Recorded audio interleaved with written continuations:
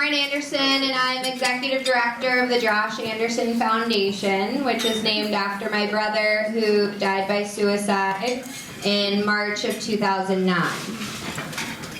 Thank you so much for coming this evening to support our mission to stop. When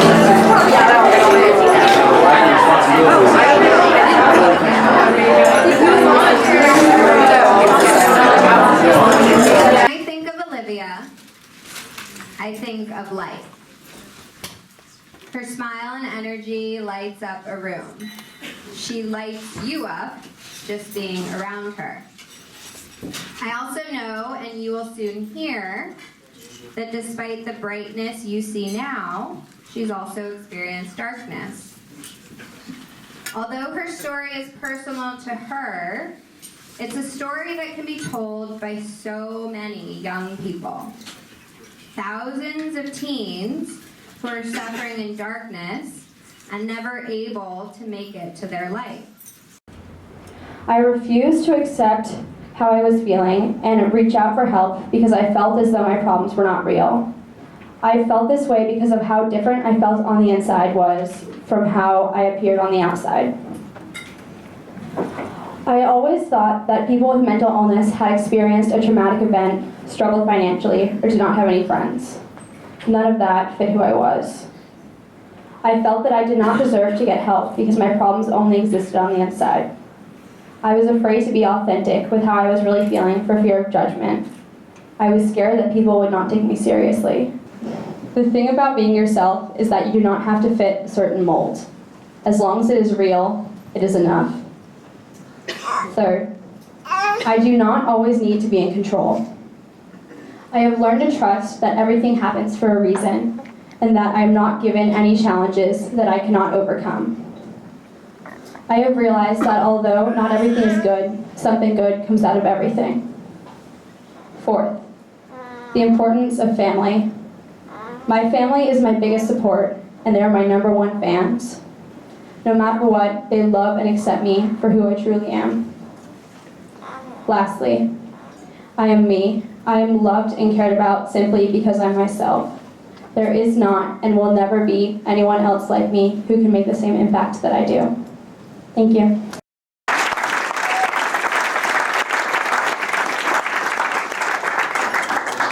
So throughout this, in getting to know Olivia and her family, they've just been such a support to us, to me, and then to our foundation. And I know many of you out here are here because of them.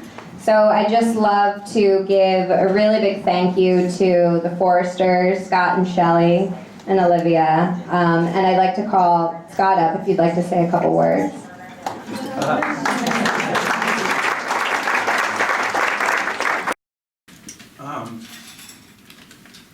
It's been a long journey, and when Olivia left, she was gone a year, and after she was gone a couple of months, not even a couple of months, we were going through stuff, and we were notified by the school that she actually won an award. She was published for a short story she had wrote. And after she left, we found it, and she just said I could read it. It's called The Swimmer, and I'm going to share it with everybody. Kind of gives you a mindset of what somebody like Olivia has been through. The Swimmer. She tends to walk slowly, this girl I know. Always thinking about everything that is what slows her down. You may think she is carrying weights on her shoulder, but it is just her worries that weigh so much. Her eyes are bluer than the water she drowns in. Every night, after her delicate hands braid her own long brown hair, she closes her eyes to say a quick prayer. She doesn't pray to a God. She just prays that the waves do not hit her too hard, and she knows the little strength she has left will not get her much further. All she asks is that a greater being will send her a boat with someone who cares. After she says her prayers at night, she goes to bed and turns off the light. This girl that I know likes it when it is dark. She cannot see herself. She only feels the faint beat of her heart. She cannot see her pale skin, her light coat of freckles, or her smile that makes sad people chuckle.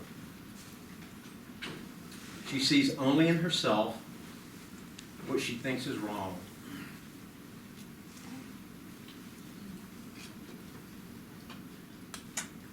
And she tends to believe that she does not belong.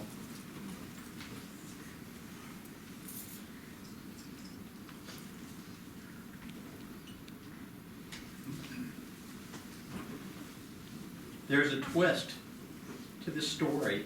The girl could never have drowned when she was standing with both feet on the ground.